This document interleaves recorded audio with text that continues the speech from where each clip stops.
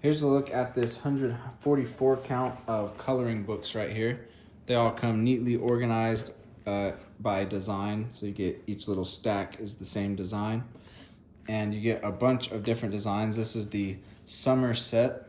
So all of them are summer based with summer words on them. And the exterior of them is a nice glossy material. But then when you open them up, it's the coloring paper material that you would expect it to be. So crayons can work really, really nicely. And there's just a lot of different scenes and settings and objects, big and small, to color. Like honestly, these are extremely fun coloring books and so many different designs to keep your kids busy.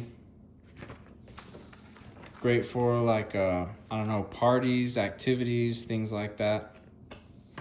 So I think you'll be really happy with these. And more importantly, I think your kids, your children, and their friends will have a lot more fun. We'll have a lot of fun drawing and exploring all the different scenes that there are. So I think you'll enjoy these a lot.